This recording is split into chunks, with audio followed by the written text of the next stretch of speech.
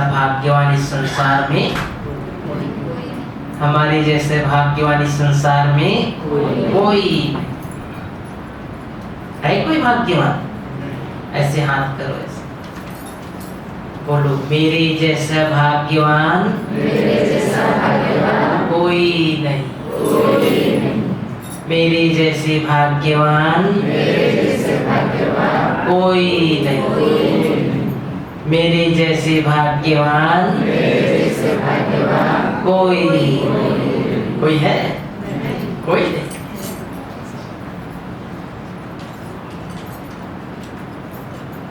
जिस भगवान को हमने जन्म जन्म पुकारा, आज भी बाबा ने सवेरे बोला ना, उसको पाने के लिए क्या क्या नहीं किए। भक्ति की, पूजा पाठ किए, जप किए, तप किए। कल बाबा ने बोला था, कभी ख्याल में, कभी ख्वाब में भी नहीं था। क्या नहीं था?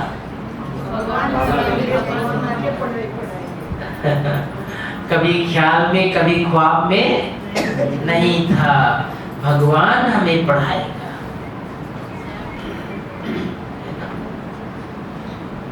तो आप सब भट्टी में आए हैं। समय प्रति समय भट्टी करना बहुत आवश्यक है। संसार की स्थिति और परिस्थिति को देख रहे हैं। क्या हो रहा है अभी? क्या हो रहा है? युद्ध का माहौल है, टेंशन है। और ये भी संयोग है, अच्छा है कि मधुबन से डायरेक्शन आया है कि सभी सेवा केंद्रों पर योग भट्टी किया जाए। तो हम भी भट्टी करने के लिए भुवनेश्वर में आ गए। ये तो पता नहीं था ना ऐसी परिस्थिति आ जाएगी। उस प्रोग्राम के अनुसार से नहीं आए हैं। ये तो प्रोग्राम पहले से बना हुआ था। ये युद्ध का प्रोग्राम बाद में बन गया। बाबा कहते हैं, बच्चे योद्धे नहीं, क्या बनो? योगी बनो। हमारे योग के प्रकंपन पूरे संसार में जाना चाहिए। हमारे जो देश के सैनिक, जो हमारी रक्षा के लिए, देश की सुरक्षा के लिए बॉर्डर पर अपने जान को जोखिम में डालकर युद्ध के मैदान पर दिन रात डटे हैं, उन्हें भी क्या देना है? हमें सकाश देना है, शक्ति देना है।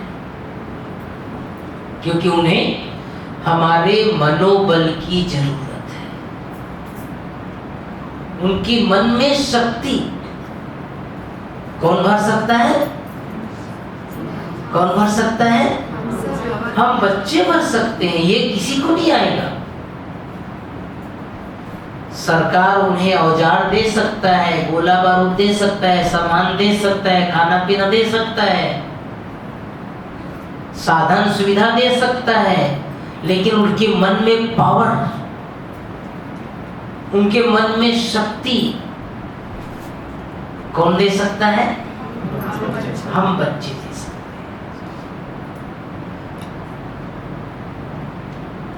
उस समय ऐसा आ गया है, अपने एनर्जी के लेवल को अब बढ़ाने की जरूरत है। घबराना नहीं है, तनाव में नहीं आना है, क्यों, क्या, कैसे में नहीं जाना है। एक दूसरे को सिर्फ समाचार नहीं सुनाते रहना है। ऐसे समय हमारा कर्तव्य क्या है?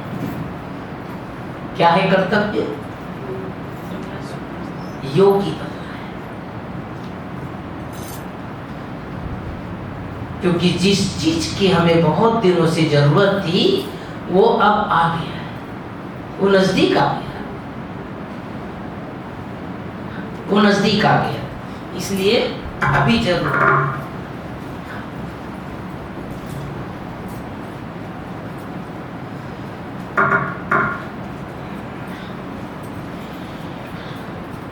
तो समय अनुसार से भक्ति करना बहुत आवश्यक है। जो आदि में हुआ वो अंत में भी होगा। यज्ञ के आदि में 14 साल तक क्या हुआ? क्या हुआ 14 साल? तपस्या हुई, भक्ति हुई। ब्रह्मा बाबा, मम्मा, दादियां सब तपस्या में, इतनी तपस्या में लीन रहे कि भारत और पाकिस्तान का उस समय में युद्ध हुआ था। लेकिन उनकी दुनिया अलग, बाहर क्या हो रहा है वो अनभिज्ञ थे। बाबा ने सबको तपस्या में मगन करा दिया था। हमें भी उसी तरह की तपस्या की वर्तमान समय जरूरत है, उसी तरह की जो ब्रह्मा बाबा ने किया, जो मम्मा ने किया, जो दादियों ने किया। क्योंकि अगर हमने इस समय तपस्या में समय नहीं दिया, अपने आप को तपाया नहीं, तो हमारा जो त्याग है वो त्याग निष्फल हो जाएगा। हम सब ने त्याग किया ना। बाबा के बनने के बाद कितनी बातों का त्याग किया हमें पता नहीं चलता है। बाहर का खान पान का त्याग कर दिए, कितनी बातों का त्याग कर दिए, विकारों का त्याग कर दिए, गुस्सा का त्याग कर दिए। वो त्याग तपस्या से सफल होगा। अगर सिर्फ हमारे पास ज्ञान रहा, तो ज्ञान तो पंडित भी सुनाते हैं, दुनिया में पंडित भी सुनाते हैं ज्ञान। आज बाबा ने बोला महारथी कौन है? जो याद में रहे। तो इस भक्ति में हम सबको अपनी स्व चेकिंग करनी है। किसकी? अपनी चेकिंग। मेरी जीवन की यात्रा ठीक से चल रही है कि नहीं चल रही है? मैं जिस लक्ष्य से भगवान का बना हूं, उस लक्ष्य पर कायम हूं या नहीं? कोई ऐसा स्वभाव, कोई ऐसा संस्कार, कोई ऐसा अवगुण, कोई ऐसी बुराई मेरे अंदर छुपी हुई तो नहीं है? उसकी चेकिंग आज और कल 2 दिन स्वयं को देखना। और कल सब जब भट्टी खत्म होगा ना, तो अपनी अपनी एक एक कमजोरी लिख करके हमको दे देना। मधुबन ले जाएंगे, एक कोई भी एक कमजोरी, ज्यादा नहीं, जो आपके अंदर है और वो कोई नहीं जानता, आप ही जानते हो। कुछ कमजोरी ऐसी है ना जो दिखता है, कुछ कमजोरी ऐसी है जो दिखता नहीं है लेकिन अंदर महसूस करते हैं। संगम युग पर हम भाग्यवान हैं जो भगवान हमारा साथी है। भक्ति मार्ग में लोग भगवान के नाम से काम करते रहे ना। आदमी बाबा ने बोला ना, भक्ति मार्ग अर्थात पैर को थकाने वाली यात्रा है। कहाँ नहीं गए? किसने भक्ति किया? जरा हाथ उठा। इस जन्म में सबने किया, मैं भी किया था। मैं भी सुबह से मंदिर में जाकर के पानी चढ़ाना, पूजा पाठ करना, रामचरितमानस का पाठ करना। श्री रामचरितमानस में एक छोटा सा प्रसंग आता है, मैं शुरू में सुना देता हूँ, फिर बाप दादा का मान करेंगे। एक सुंदर प्रसंग आता है जब प्रभु श्री राम, भक्ति मार्ग के हिसाब से, राम सीता लक्ष्मण जब वनवास में गए और माँ सीता का अपहरण हो गया, रावण ले गया उठा के, तो राम ने क्या किया? वानर सेना तैयार किया। नल, नील, सुग्रीव, वाली सब इकट्ठे हो गए, जितने भी जामवंत वगैरह सब, और सीता की खोज में गए। हनुमान जी साथ में थे। सामने समुद्र आ गया। कहा इतना बड़ा समुद्र को पार कैसे होंगे?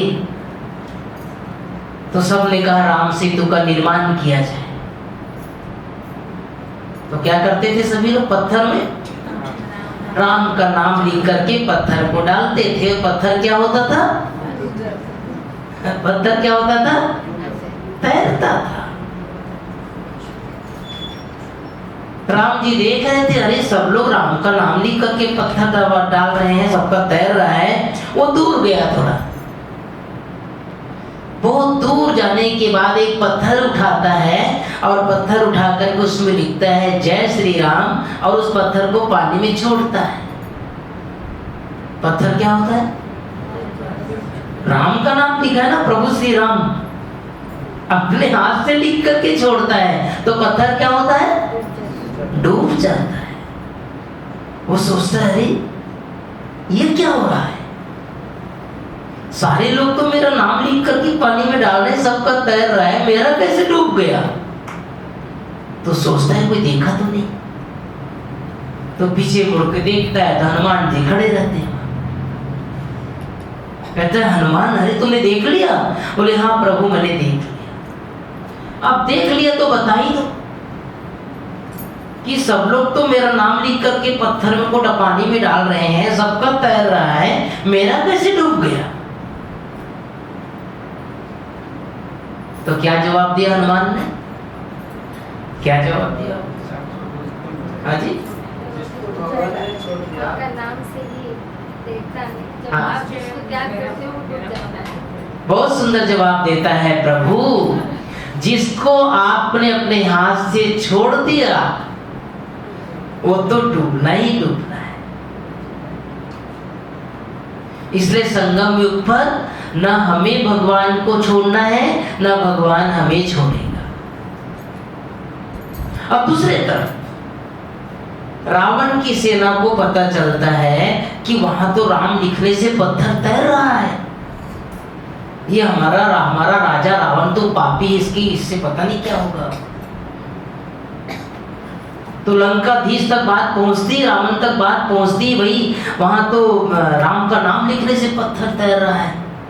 तो रावण की सेना बड़े निरुत्साहित हो जाते हैं, उदास हो जाते हैं। रावण को पता चलता है, रावण भी दौड़े दौड़े आता है, चलो हमारा भी नाम से तैरेगा, उसमें क्या बड़ी बात है,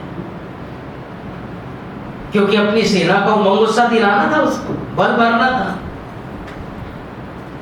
तो सारे लोग इकट्ठे हो जाते हैं, देखते हैं भाई कैसे तैरेगा रावण का नाम लिखने से।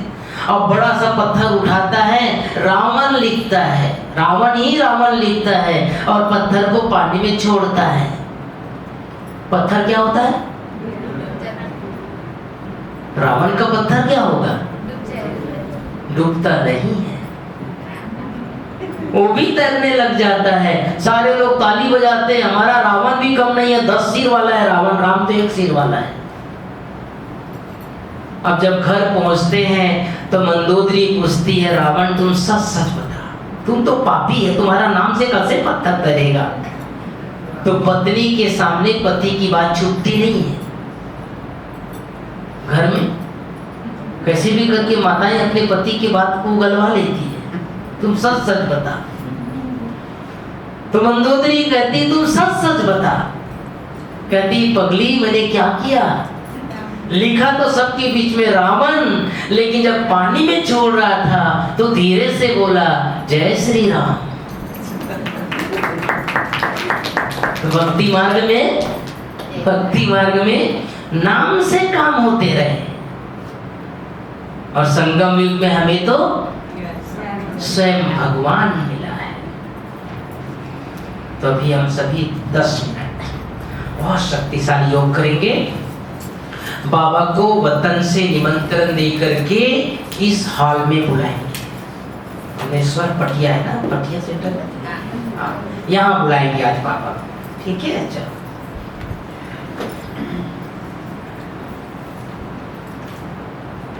हल्का समझिए।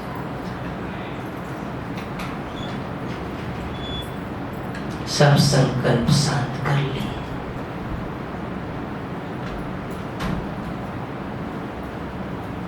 मन बुद्धि एकाग्र।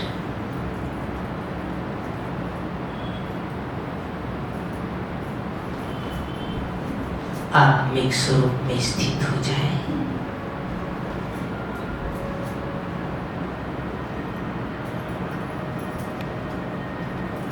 भ्रिकुटी के मध्य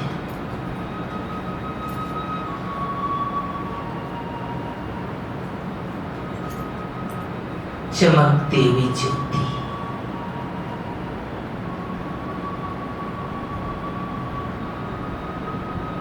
स्वराज्य अधिकारी,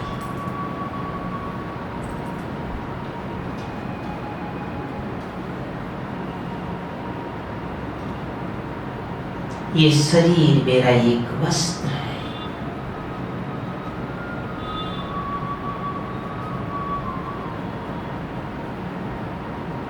मैं तेजस्वी आत्मा,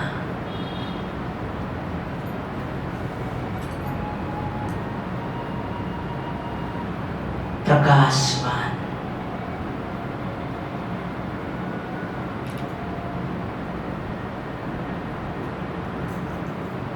दिव्य सितारा,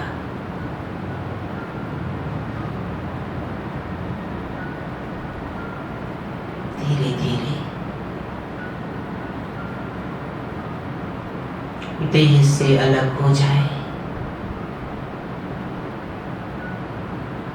देखें, ये शरीर अलग, आत्मा अलग।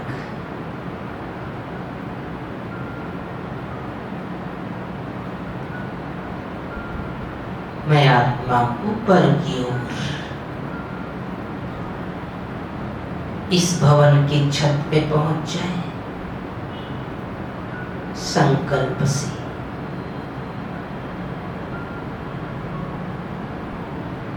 ये भवन अलग,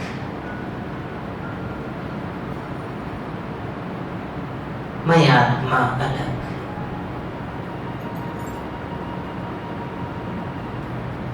और ऊपर चले, शहर से ऊपर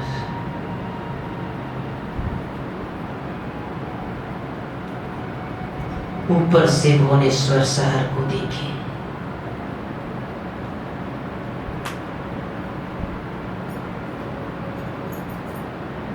ये पूरा शहर अलग,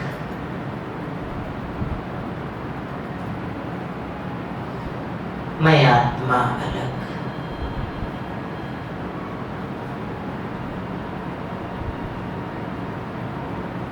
और ऊपर चले, ये साकार जगत अलग,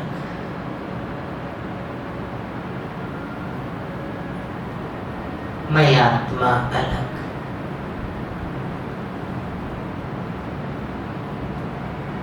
अंतरिक्ष में पहुंच जाए।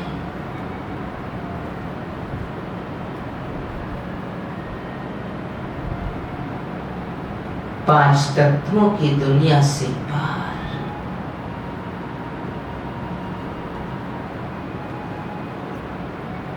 मैं आत्मा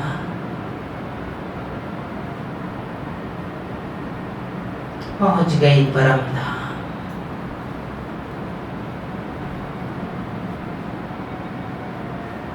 स्वीट साइलेंस।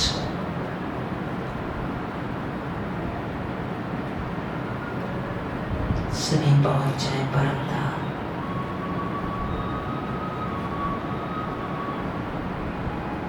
गोल्डन प्रकाश,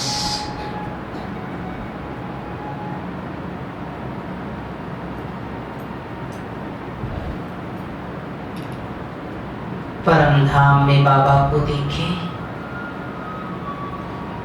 ज्ञान सूर्य चमक रहे हैं।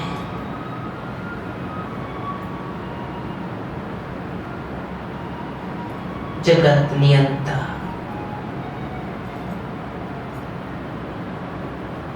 सर्वशक्तिवान,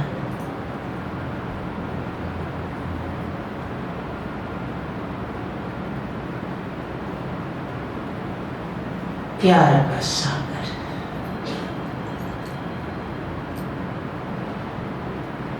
विश्व कल्याणकारी,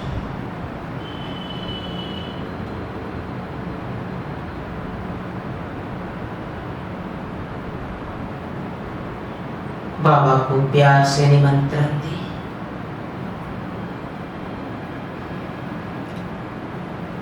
मीठे बाबा, वो प्राणेश्वर बाबा,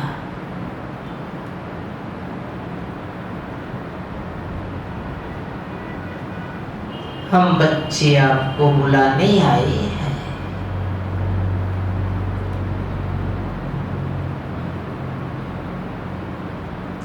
प्राणनाथ, जीवन दाता,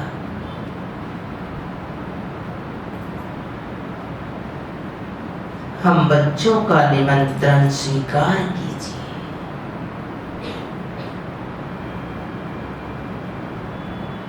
देखिए बाबा को,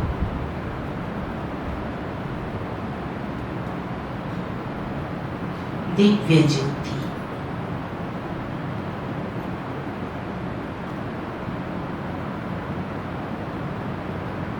हम बच्चों का निमंत्रण स्वीकार कर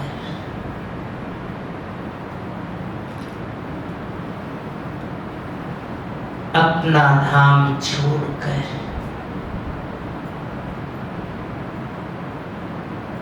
धीरे धीरे वो महाज्योति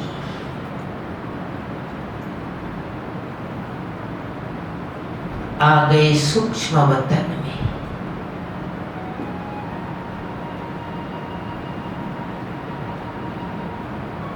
ब्रह्मा बाबा के भृकुटी में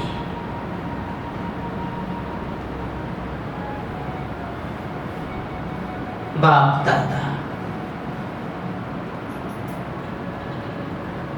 दोनों बाबा मिल गए।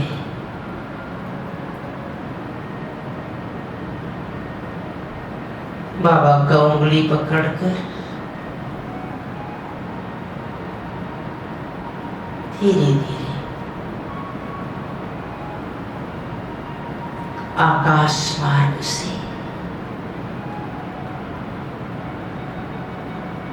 कितना प्यारा दृश्य, भगवान हमारे साथ साथी बनकर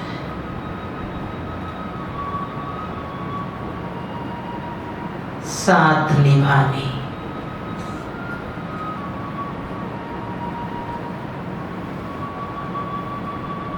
आ गए इस हाल में।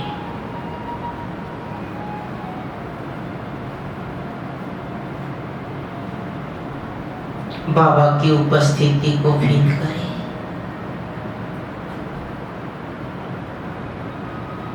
दृष्टि दे रहे हैं बाबा।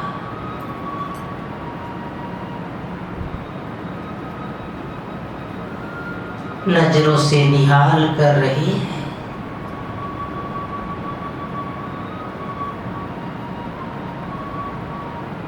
सभी बच्चों के समीप जाकर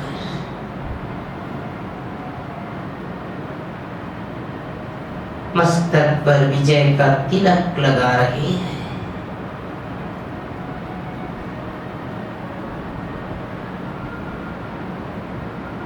वरदान दे रहे हैं।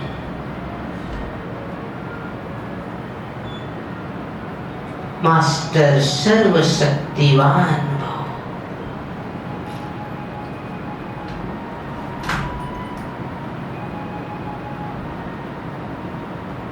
बाबा का प्रकंपन चारों तरफ फैल रहा है।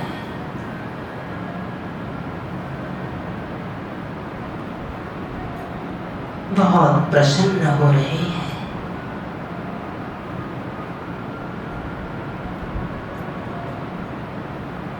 बाबा कह रहे हैं बच्चे, बच्चे बुलाए। बाबा ना आए, ऐसा हो नहीं सकता। बाबा बोले थे, बाबा आपको हमारे साथ रहना है। साथ निभाना है।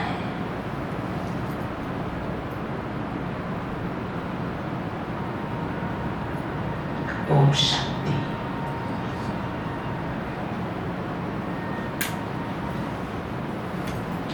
इस तरह से अब हमारे मध्य कौन है? हमारे मध्य कौन है? बाबा है ना? फील करेंगे ना सभी? हमारे साथ कौन है? तो किसी को निमंत्रण देते हैं तो उसको बिठाते हैं। तो सबने आज किसको निमंत्रण दिया है? भगवान को निमंत्रण दिया है। तो बाबा का स्वागत नहीं करेंगे? ताली बजा करके स्वागत। अब बाबा को कह दे, बाबा 2 दिन यहीं रहना, अभी बंधुन में ऐसी का अंधेरा है, मत जाना। हाँ, है ना? कहाँ रहेंगे बाबा? यहाँ रहेंगे।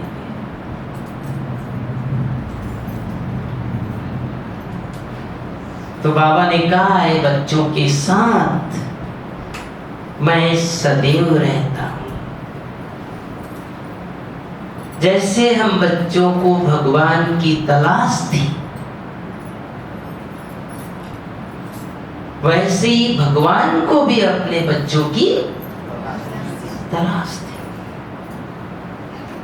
बाबा ने कहा है, बच्चे तुम जो हो, जैसे हो, जहां हो, मेरे हो। हमने भी कह दिया ना बाबा को, बाबा आप मेरे हो। परिवर्तन आ गया।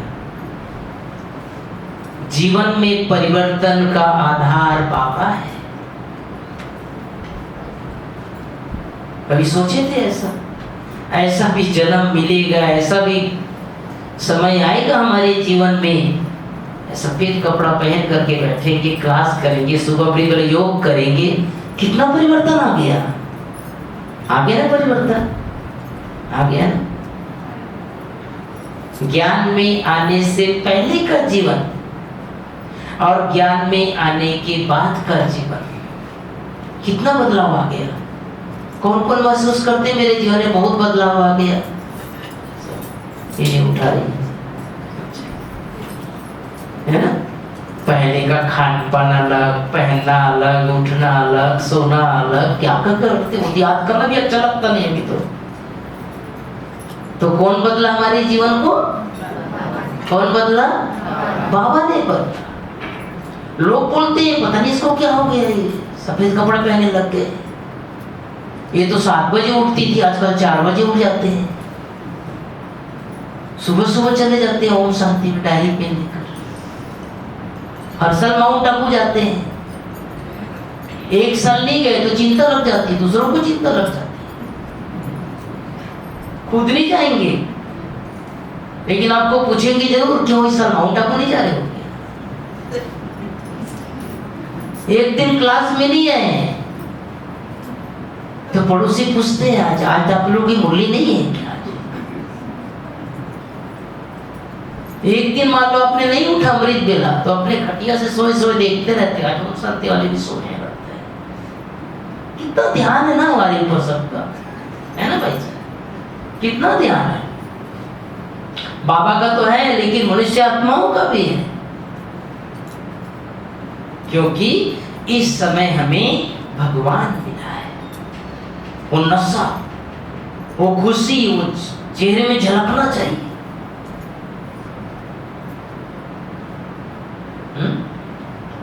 मैं हमेशा याद दिलाया करता हूं,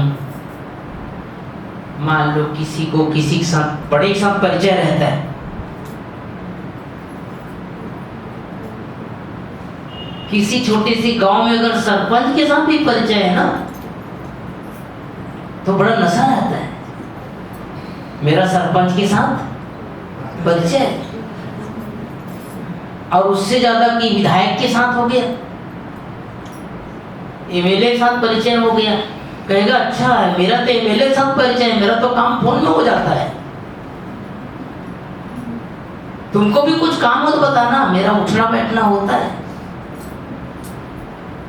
और अगर एमपी के साथ हो गया तो दिल्ली तक पहुंच बन गई। सांसद तो दिल्ली के होते हैं ना, तो दिल्ली तक पहुंच हो गई और चीफ मिनिस्टर के साथ हो गया। तो जितना चीफ मिनिस्टर को नशा नहीं रहता है, उससे ज्यादा नशा जिसको परिचय रहता है उसको होता है। फिर अगर प्रधानमंत्री के साथ हो गया, अभी तो हमारे राष्ट्रपति जी भी यहीं के हैं ना।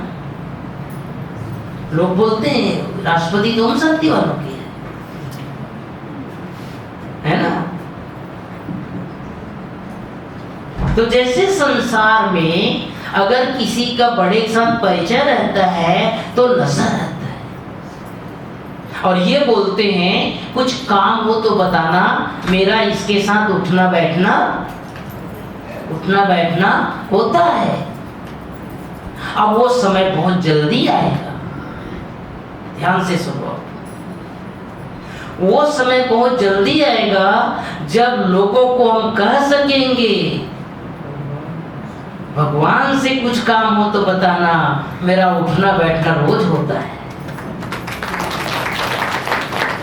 मेरा रोज उठना बैठना होता है, भगवान के से कुछ काम हो तो बताना। सारे संसार को पता चल जाए। बाबा के बच्चे कभी भी छुपे हुए नहीं रहेंगे, प्रत्यक्ष होना ही है। यही देवकुल की आत्माएं हैं, यही मंदिर में जिनकी पूजा हो रही वही है, वही है, वही है। बाबा ने बोला है ऐसा जय जयकार होने वाला है, यही है, यही है, यही है। वो कब होगा? कब होगा? हाँ जी, बहुत जल्दी होगा। एक तरफ विनाश, दूसरे तरफ प्रत्यक्षता। एक तरफ हाहाकार, दूसरे तरफ जय जयकार। लोग ढूंढते ढूंढते आएंगे, कहाँ है वो मंदिर की देवी? साक्षात्कार होगा, सपने में दिखाई देगा, आपके सामने आएंगी। आज अच्छा लग रहा था, लास्ट में ऐसे कर रहे थे, रोज करते हैं, अच्छा है। आपके सामने आएंगे लोग, आपको दोनों हाथों से सबको वरदानी दृष्टि देनी पड़ेगी। कुछ वरदान दे दो, कुछ शक्ति दे दो। आपने तो भगवान के साथ 20 साल पढ़ाई पढ़े, 20 साल रहे ना आप तो 10 बार माउंट आबू गए, कितनी एनर्जी भरी होगी आपके अंदर, कितना चार्ज हुए, कुछ दे दो। अगर उस समय कहेंगे मैं तो सुबह उठती नहीं थी, गुलाब दीदी पर चले जाओ, मेरे अंदर तो शक्ति कम है, लोग हमारी बुद्धिमानी पर कहेंगे अरे आप 10 साल सेंटर गए, 10 साल भगवान से मिलन मनाए, फिर भी आपके अंदर वो भरा नहीं सकती। हमको अगर 10 मिनट के लिए भी मिल गए होते ना भगवान, तो हम तो अपने अंदर बहुत शक्ति भर लेते। यही समय है ना, मोदी जी का आजकल एक सुंदर, यही समय है, सही समय है ना जी, यही समय है, सही समय है। कल्प कल्प की बाजी है, कल्प कल्प की। ये समय बीत गया, 5000 वर्ष के बाद वापस आएगा। इसलिए अब 200 नाखूनों का जोर लगा करके अंतिम बाजी लड़नी है, अंतिम बाजी। और उसके लिए अपने एनर्जी को हाई लेवल करना है। माया आएगी, पेपर आएंगे, विघ्न आएंगे, समस्याएं आएगी, पड़ोसी की तरफ से, रिश्तेदार तरफ से, सबकी तरफ से आएगी। लेकिन मुझे क्या करना है? मुझे क्या करना है? शक्तिशाली, शक्तिशाली अपनी एनर्जी को इतना बढ़ा लेना है। देख रहे हैं ना आप लोग, दुश्मन की तरफ से कोई चीज आती है तो भारत की तरफ से उसको हवा में ही उड़ा देते हैं। तो पावरफुल कौन हुआ? भारत। हमारे पास भी ऐसी माया आएगी, उड़ते उड़ते आएगी, संकल्पों से आएगी, पड़ोसी से आएगी, रिश्तेदारों से आएगी। हम वही उसको अपने मन बुद्धि से इतने एनर्जी हमारे अंदर हो जाए, उसका प्रभाव हमारे ऊपर नहीं होना चाहिए, नहीं होना चाहिए।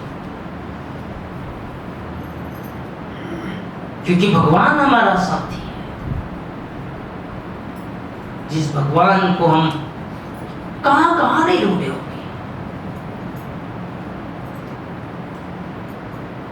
भक्ति मार्ग में देखा आप लोगों ने, एक टांग में खड़े, मैं तो गया था कुंभ में इस बार, मधुबन से बस गई थी, मैं भी चला गया था। एक टांग में लोग खड़े होकर के भगवान माला जप रहे, क्या क्या नहीं कर रहे।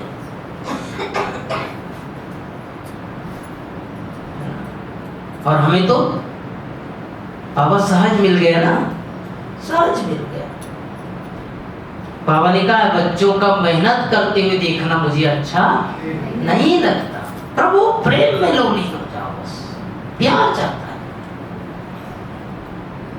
एक कदम तो बढ़ा के देखो, भगवान 1000 कदम आपके सामने आएगा।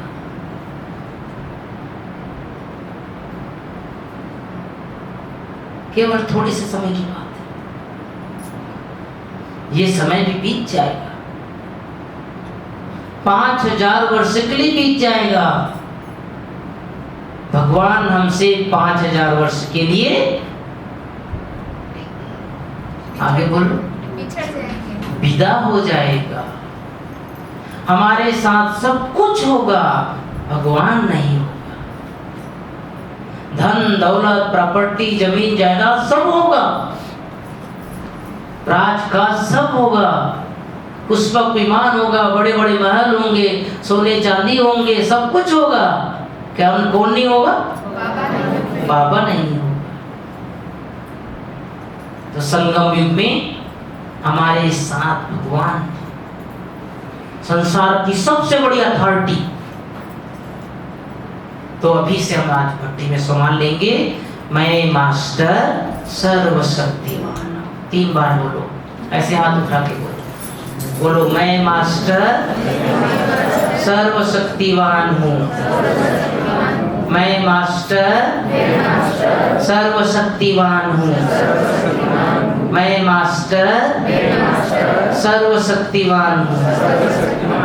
पक्का हो गया? पूरा दिन अभी से मैं मास्टर सर्वशक्तिवान। भगवान की शक्ति, भगवान की किरणें, भगवान की लाइट की कार्ब के अंदर हूँ मैं। ऐसे हाथ करो ऊपर, 3 बार ऊपर से नीचे ले आओ। बाबा की छत्र छाया के अंदर नीचे तक ले आओ, पैर तक ले आओ, पैर तक ऐसे ऊपर से नीचे ऐसा। मैं भगवान के बोलो छत्र छाया के अंदर हूँ, मैं भगवान के छत्र छाया के अंदर। ठीक है, किसके अंदर है? छत्र छाया के अंदर।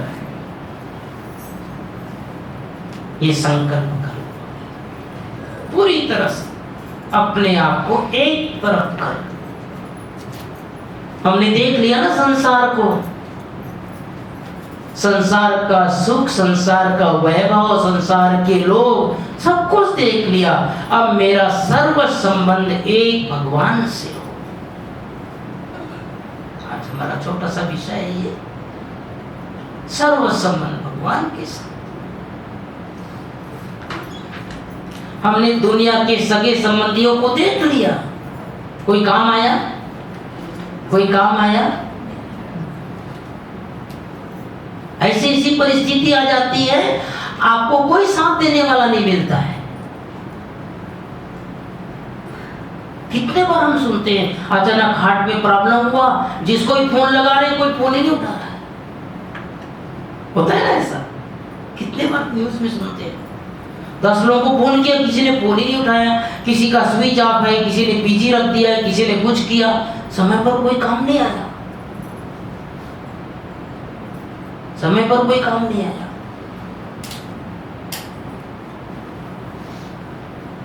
लेकिन कभी कभी भगवान साथी बन करके आ जाता है। अगर आपने भगवान को साथी बना करके रखा है तो किसी न किसी व्यक्ति को मदद के लिए भेज देगा। एक घटना है कोरोना काल की। दिल्ली में एक डॉक्टर है अभी भी, अपनी पत्नी और 2 बच्चों के साथ गए थे यूपी, दिल्ली से। रात को आ रहे थे उधर से। देखो भगवान को अगर हम इस समय मदद करते हैं, साथी बनाते हैं, तो कैसे भगवान भी मदद करता है। दुनिया में भी लोग, किसी को आपने थोड़ा बहुत मदद किया, किसी को सहयोग किया, वो आपको सहयोग देने के लिए बंध जाता है। रात का समय था, अचानक उसकी गाड़ी खराब हो गई 11 बजे रात को जंगल में। छोटे छोटे 2 बच्चे, उनके साथ पत्नी और डॉक्टर साहब गाड़ी से उतरा और हाथ दिखाने लग गए, भाई कोई रोको, गाड़ी को ठीक कर दो, मेरी गाड़ी को ठीक कर दो, गाड़ी चल नहीं रही। 12 बज गया, 12:30 बज गया, 1 बज गया। कितनी गाड़ियां आ रही है, जा रही, आ रही जा रही, कोई रोकने को तैयार ही नहीं। बेचारा परेशान। जंगल है, जानवर भी आ सकता है, चोर भी आ सकता है, डाकू भी आ सकता है, लूट भी सकता है, छोटे छोटे बच्चे को शहीद भी कर सकता है। आखिर 1 बजे एक मोटरसाइकिल वाला आया, बाइक में आ रहा था। जैसे उसने हाथ दिखाया तो रोक दिया उसने। कहा क्या बात है?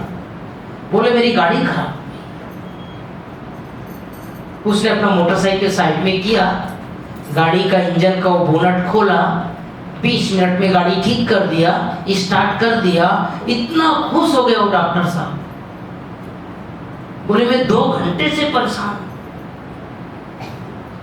आपको जो चाहिए ले लो, जितना चाहिए उतना ले लो मेरे से पैसा। आज मेरे लिए आप फरिश्ता बन करके आए, मेरे लिए भगवान का रूप बन करके आए। वो संयोग से मैकेनिक था, वो जो मोटरसाइकिल वाला क्या था, संयोग से मैकेनिक था। उसको पता था क्या प्रॉब्लम, उसने फटाफट ठीक कर दिया। लेकिन उसने एक शब्द बोला। जब डॉक्टर साहब ने कहा कि तुमको जो चाहिए मैं दे दूंगा, तो उसने एक शब्द बोला। उसने कुछ नहीं पूछा आप कौन हो, क्या करते हो, कुछ नहीं पूछा मैकेनिक ने। उसने एक ही शब्द बोला, मदद का पैसा नहीं देता। मैं यहाँ पर कोई मैकेनिक खोलने नहीं आया हूँ। मैंने आपको क्या किया? मदद किया, और मदद का पैसा नहीं देता। वो डॉक्टर आश्चर्यचकित खा गया। वो 1 रुपये नहीं छोड़ते डॉक्टर लोग, तो कोई डॉक्टर तो नहीं बैठे यहाँ पर, 1 रुपये नहीं छोड़ते डॉक्टर, एक चीज का पैसा लेते। उसने कहा मैं तो 1 रुपये नहीं छोड़ता। ये बेचारा मेरा गाड़ी ठीक कर दिया, 2 घंटे से परेशान था, और कहता मैं मदद का पैसा नहीं लेता। वो देखता रहा, वो चुपचाप अपना गाड़ी उठाया चला गया। 2 महीने बाद अब दूसरा घटना, उसी का दूसरा पार्ट। 2 महीना बाद उसी व्यक्ति को कोरोना हो गया। ये सत्य घटना है, मैकेनिक को, और उसी हॉस्पिटल में आया जिसका गाड़ी ठीक किया था। डॉक्टर देखते ही पहचान लिया, अरे ये वही व्यक्ति है, रात को 1 बजे गाड़ी ठीक किया था। उसने अपने स्टाफ वालों को बोला, इसका पूरा ध्यान रखना, इसका दवाई का, रहने का, खाना का, पीना का सब ध्यान रखना। 15 दिन तक इलाज हुआ, 3 लाख रुपए का बिल बना, स्वस्थ हो गया, कोरोना से ठीक हो गया। डॉक्टर ने कहा जब इसकी छुट्टी होने लगे तो चेंबर पर लेकर के आना। चेम्बर पर लेकर के आया, उसने अपने घर वालों से बोल करके पैसा मंगाया, मैं ठीक हो गया, भी नहीं मेरे को जीवन, नया जीवन मिल गया। उनके बच्चे, उनके सारे जो परिवार वाले थे पैसा लेकर के आए, चेम्बर में आया, सामने डॉक्टर साहब बैठे थे, उनके सामने पैसा रखा उसके टेबल पर, 3 लाख रुपया, ये लो डॉक्टर साहब, आपने मेरा जीवन बचा दिया। डॉक्टर साहब ने कहा मुझे पहचानते हो? बोले नहीं पहचान। कहा मैं वही व्यक्ति हूं जिसका आपने रात को 1 बजे गाड़ी ठीक किया था। अच्छा आप वही हो? बोले मैं तो अपना काम किया और निकल गया। बोले उस दिन आपने पैसा नहीं लिया था, आज मैं नहीं लूंगा। मतलब संगम युग पर जिस आत्मा ने भगवान को अपना सच्चा साथी बना लेगा, समय पर भगवान की उस आत्मा को मदद मिलेगी, सहयोग मिलेगा। कई लोग कहते हैं बाबा के तो बन गए लेकिन बाबा तो मुझे मदद नहीं करता है। कई बाबा के बच्चे बोलते हैं, फोन करके बोलते हैं बाबा तो मेरा काम ही नहीं करता है। मैं तो कितने बार 21 दिन, सूरज भाई को भी बोलते हैं भाई जी मेरा तो 21 दिन का भट्टी पूरा हो गया, 3 बार हो गया लेकिन मेरा काम तो हो ही नहीं रहा है। सच्चे और समय का इंतजार। तो हम सबको संगम युग पर भगवान के साथ अपना सर्व संबंध, बाबा मेरा सच्चा सच्चा पिता है। किसने किसने भगवान को अपना पिता बनाया? बनाया, सबने बनाया। पहला संबंध, सर्वश्रेष्ठ संबंध, वो मेरे माता पिता है। पिता का संबंध, जब तक हम पिता का संबंध नहीं बनाएंगे भगवान से वर्षा नहीं मिल सकता। वर्षा किससे मिलता है? बाप से मिलता है, पिता से मिलता है। वो मेरा पिता है। सुबह उठते ही, आंख खुलते ही बाबा के साथ बहुत प्यार से बात करो, पिताजी है, मेरे माँ पिता है। आजकल मैं हमेशा कहता हूँ सुबह उठते ही, आंख खुलते ही बाबा को गुड मॉर्निंग करने के बाद ब्रह्मा बाबा और मम्मा को अपने सामने लाओ। कल से लाना। किसको लाना है? ब्रह्मा बाबा और मम्मा को, दोनों को आंखों के सामने लाओ। बहुत से भाई बहनों को मम्मा के साथ का अनुभव का अभ्यास नहीं रहता है। मम्मा की आत्मा भी कम नहीं है। जैसे ब्रह्मा बाबा की महिमा है वैसे ही मम्मा की भी महिमा है। तो मम्मा भी आज जब से अव्यक्त हुई है, हम बच्चों की पालना कर रही है, हम बच्चों को प्यार करती है, हम बच्चों को दृष्टि देती है। लेकिन हम लोग तो जैसे मम्मा को भूल ही गए। कोई याद करता है मम्मा को? बताओ एक चले, कोई है ऐसा मम्मा को याद करने वाला? है ना? करना चाहिए, मम्मा को भी करना है हमको। तो मम्मा की आत्मा बहुत शक्तिशाली, बहुत शक्तिशाली है ना। धन की देवी, ज्ञान की देवी, शक्ति की देवी, आदि देवी, इस सृष्टि जगत का पहला पत्ता का साथी, यज्ञ की प्रथम प्रशासिका, वो मम्मा थी। और हम में से अनेक लोग जैसे बाबा को नहीं देख पाए, ऐसे मम्मा को भी नहीं देख पाए। मम्मा के अंदर बहुत पावर थी। आप सबको पता नहीं होगा, बहुत ये चर्चा कम होती है।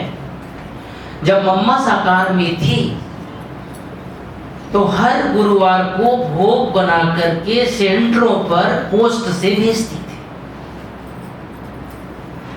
बहुत कम सेंटर थे पूरे भारत में, अच्छी 40-50 सेंटर थे। और मम्मा के हाथ से जैसे हलवा बनाया तो इतना सा जैसे चना के दाना जैसे 2 चना के दाना जैसे उसके अंदर प्लास्टिक में डाल करके बाकायदा पूरा अंदर कवर करके फिर उसको बाई पोस्ट सेंटरों में जाता था।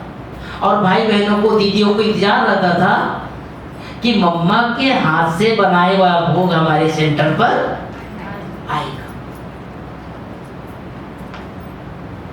इंतजार रहता था।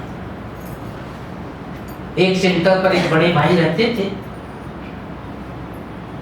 सेंटर भी चलाता था, पढ़ाई भी करता था, नौकरी भी करता था। पंजाब की बात है। एक भाई को कोर्स करा रहे थे, उसी समय वो पोस्ट आया भोग का। तो जो कोर्स कर रहा था वो पूछता है इसमें क्या है। अब कोई चीज लाके रख दो तो फिर कई बार ऐसा होता है ना, उसी में ध्यान ज्यादा जाता है।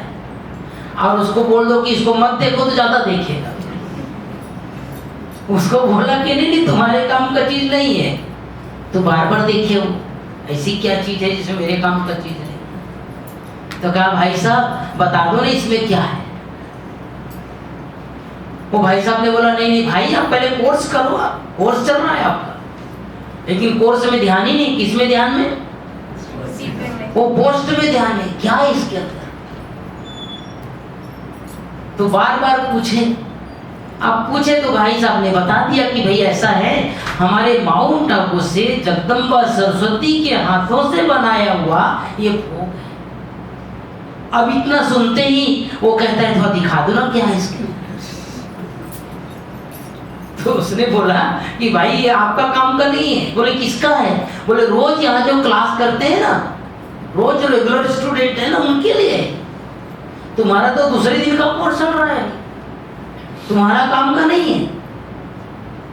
तो भाई साहब भले मुझे मत खिलाना, एक बार खोल के सिर्फ दर्शन तो करा दो। अब वो कोर्स तो हो रहा है दूसरे तरफ, वो चला गया पूरा ध्यान किसमें? भोग में। अब जैसे ही खोल के दिखाया चलो आप कोर्स करो, कहता है भाई साहब इतना छोटा सा मिलेगा क्या? हाँ भाई आपको हमने पहले ही मना किया था। बोले भाई साहब मम्मा तो मेरी भी होगी ना, क्या मेरा भाग्य नहीं है, मेरे किस्मत में नहीं है, मेरा अधिकार नहीं है? तो जो होम्योपैथी का दवाई होता है ना छोटा सा, इतना सा उसको बेचारे को चलो भाई तुम खा लो करके खाया। अब जैसे वो खाया वो ध्यान में चला गया। ये सत्य घटना है। वो ध्यान में चला गया, ट्रांस में चला गया। अब जो भाई जी कोर्स करा रहे थे उसको आधे घंटे के बाद ड्यूटी जाना था, और जो कोर्स कर रहे हैं वो कहाँ चला गया? वो ऊपर चला गया। अब उसको छोड़ के भी नहीं जा सकते, सेंटर में कोई था नहीं। अब वो बार बार गेट में जाए, वहां वो भाई के पास आए तो ऊपर हो। तो अब उसको हिलाए तो भी ना आए, जल्दी आ जाए भाई मेरे को ताला लगा करके। पुराने जमाने में दीदी दादियां एक तो होती थी सेंटर पर, भाई जी भी एक ही थे। 3 घंटे बाद आया ऊपर से, आंखों में पूरा प्रेम के आंसू गदगद। अरे कहाँ चले गए भाई आप? इसलिए मैं मना कर रहा था आपको। बोले भाई साहब मैं तो पूरा माउंट आबू घूम के आ गया, मम्मा का दर्शन करके आ गया। किसकी शक्ति थी? वो भोग की शक्ति थी, वो मम्मा के हाथों की शक्ति थी, जिसको खाने के बाद वो माउंट आबू चला गया। ये माता पिता का हम सबको भी कम से करना। सभी उठते ही, आँख खुलते ही बाबा को भी गुड मॉर्निंग, मम्मा को भी गुड मॉर्निंग। दोनों मेरे सामने दोनों की छवि आ जाए, दोनों को आंखों में बसा लो। माता पिता को, ये सच्चे सच्चे माता पिता है मेरी, पिता का प्यार। संगम युग पर ही हमें भगवान का प्यार मिलता है, बाबा का प्यार मिलता है। भले लौकिक पिता के होते हुए भी, लौकिक माता के होते हुए भी अंतर मन में ये बसा लो, जिसके लिए भक्ति में कहते आए तुम्ही मातश्च पिता, तुम्ही माता हो, तुम्ही पिता हो। ब्रह्मा बाबा ने पिता का इतना प्यार दिया, इतना प्यार दिया, दादियों ने अपने लौकिक माता पिता को सब भूल गए, सब भूल गए। यही मेरे माता पिता है। इतना प्यार दिया ना, इतना प्यार दिया, इतना प्यार दिया।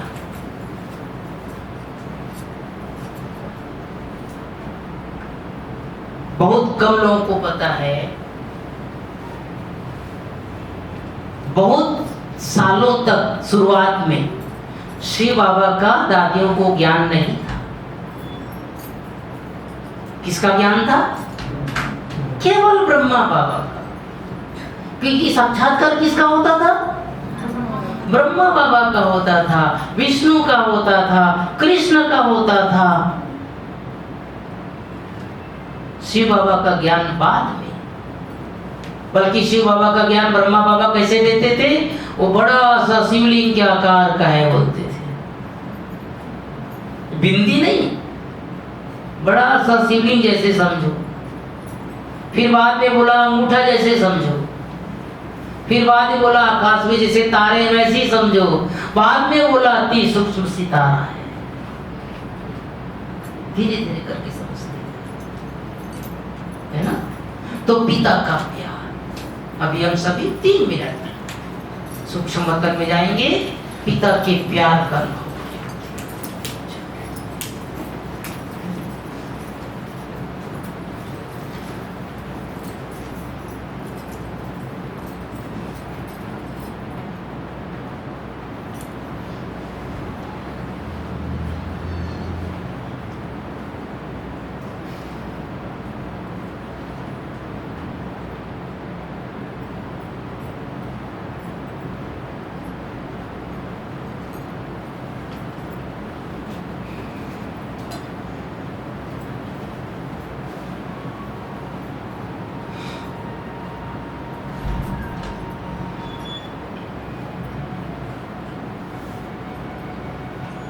मैं दिव्य सितारा,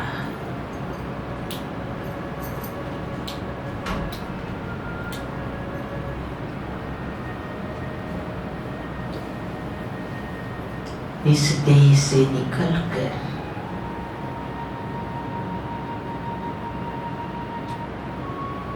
चमकीली फरिश्ता ड्रेस धारण कर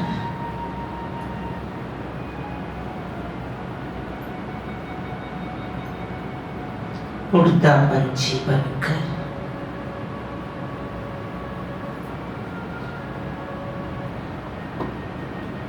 पहुंच जाए सूक्ष्म वतन में।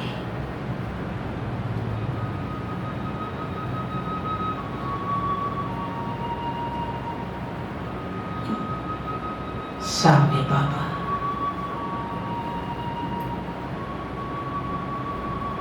हजार भुजाधारी,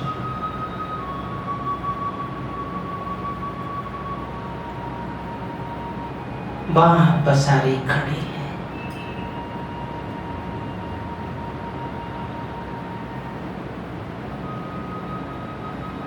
वतनवासी बनकर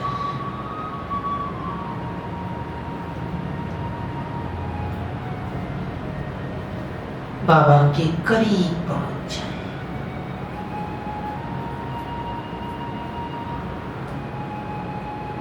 हाथ मिला ले।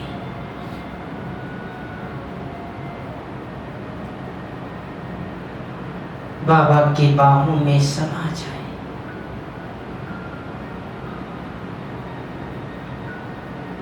बाबा करे आओ बच्चे, मीठे बच्चे,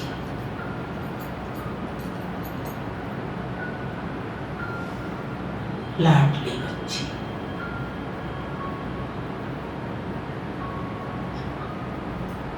सीखे लगे बच्चे,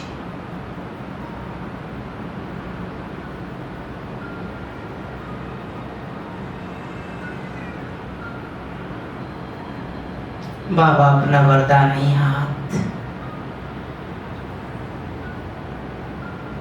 मेरे सर पर रख दिए।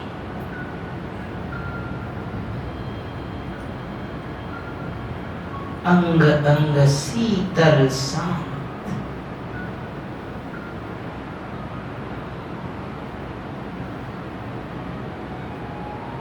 पिता का प्यार,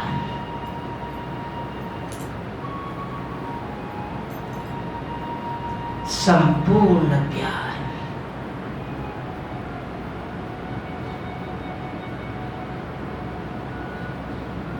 मुझ आत्मा को मिल रहा है।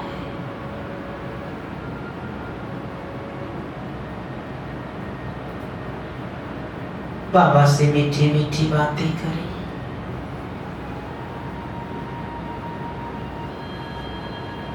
प्यारे बाबा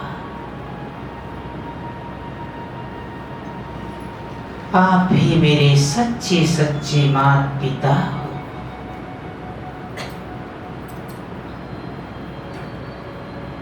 आपको पाकर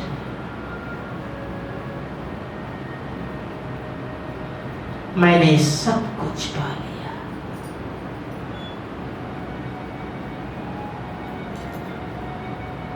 आपका हाथ और साथ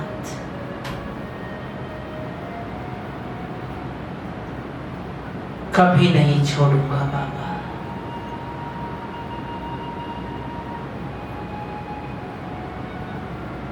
बाबा के बाहों में समाया हुआ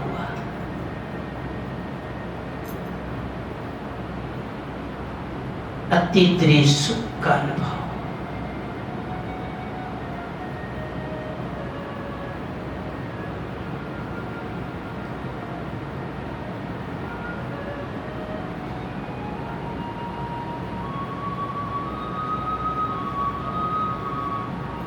साथ में वतन में प्यारी मम्मा,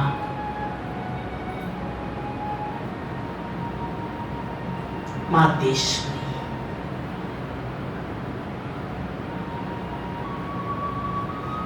जगदम्बा सरस्वती,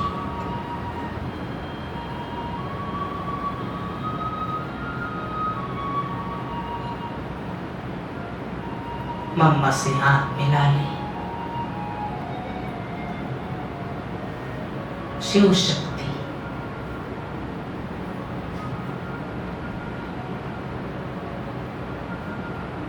आदि देवी,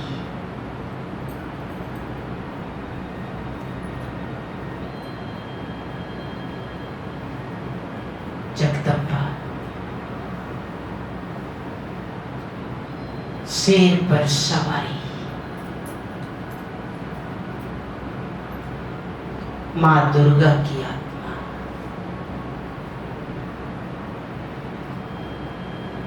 जिसे सारा संसार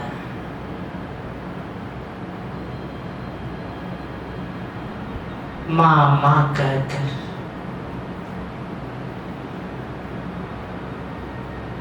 पुकार रहे हैं।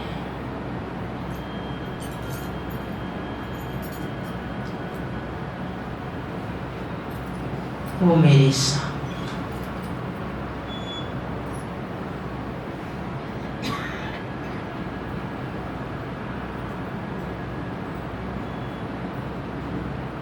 कितनी सुखद अनुभूति, माँ के आंचल में समा जाए।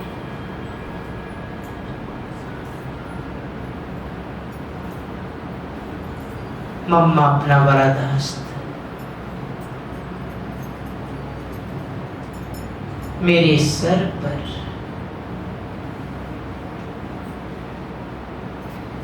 दोनों से दृष्टि ले, कभी बाबा से, कभी मम्मा से।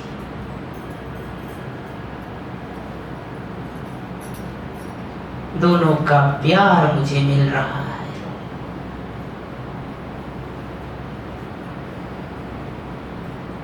स्वयं में शक्ति भरकर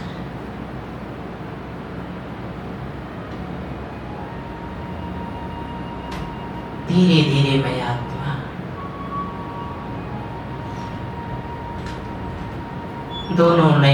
माता पिता को समा कर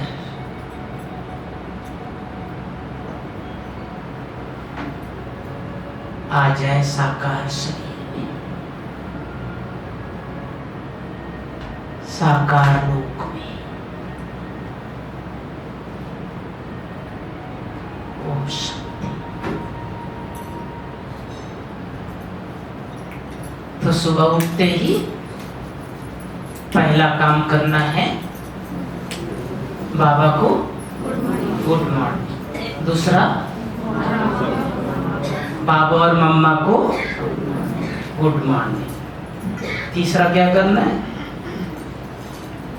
स्वमान का अभ्यास रोज करना है। एक दिन भी हमारा बिना स्वमान के नहीं बीतना चाहिए। करते हैं सभी स्वमान का अभ्यास? कौन कौन रोज करते हैं जरा हाथ उठाओ। जो रोज करते हैं सामने वाले ना, रोज करना चाहिए। मैं 5 स्वमान बता देता हूं, जिसे रोज करे या फिर रोज एक करे। पहला, मैं एक महान आत्मा हूं, उठते ही। क्योंकि जब तक हम स्वमान का अभ्यास नहीं करेंगे हमारी स्थिति समान नहीं बनेगी, स्थिर नहीं बनेगी। इसलिए पहला अभ्यास, मैं एक महान आत्मा हूं, स्वमान का। दूसरा, मैं पूर्वज आत्मा हूं, पूर्वज। तीसरा, मैं फरिश्ता हूं, फरिश्ता। चौथा, मैं परम पवित्र आत्मा हूं।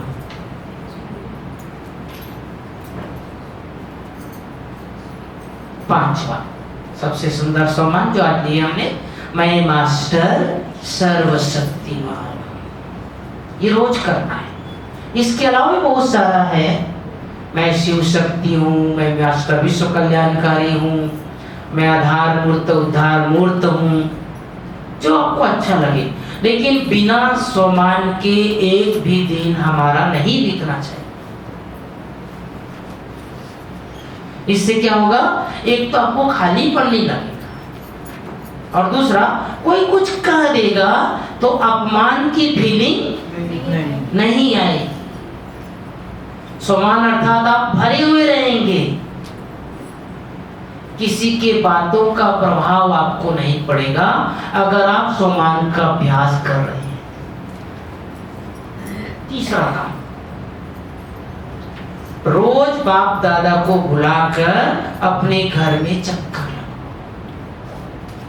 ये सुबह सुबह अपने अपने घर में क्या करना है, बाप दादा को बुलाकर अपने अपने घर में चक्कर लगवाओ। आपके घर में कौन चक्कर लगाना चाहिए? स्वयं भगवान चक्कर लगाना चाहिए। तो आपका घर कैसे हो जाएगा? मंदिर हो जाएगा। वाइब्रेशन अच्छे आ जाएंगे, लोग आएंगे, वो कहेंगे आपका घर में बड़ी शांति है। घर तो वैसा ही है। आज देखो मधुबन में कितने लोग रहते हैं? हजारों लोग रहते हैं ना। ज्ञान सरोवर में 300 हमेशा रहते हैं, पांडव वन में 400-500 लोग हमेशा रहते हैं, शांतिवन में कितने लोग रहते हैं? हजारों लोग रहते हैं। तो भी वहां क्या है? क्या है? शांति है। क्यों? इतने हजारों लोग हैं तो भी शांति क्यों है? बाप दादा है। और क्या है? वायुमंडल अच्छा है। उन सब की जो एनर्जी लेवल है वो हाई हाई। और लौकिक में अगर किसी घर में बहुत सारे लोग हो गए, अरे क्या करें, हमारे घर में तो शांति बची है। 15 लोग एक साथ रहते हैं ना, 15 लोग हो गए तो घर में अशांति हो गई। 4 मेहमान आ गए तो अशांति हो गई। कब जाए, जाने का नाम ही नहीं ले रहे, अशांति मच गई। बाबा घर में, बाबा घर में कितने लोग आ जाए, नाम ही शांति बने। क्यों? हर एक को अपने अपने घर को भी मधुबन बनाना है। क्या बनाना है? ये भट्टी में सीखना है सबको। आपका घर भी मधुबन बन जाए, आपके घर भी शांतिवन बन जाए, आपके घर भी ज्ञान सरोवर बन जाए।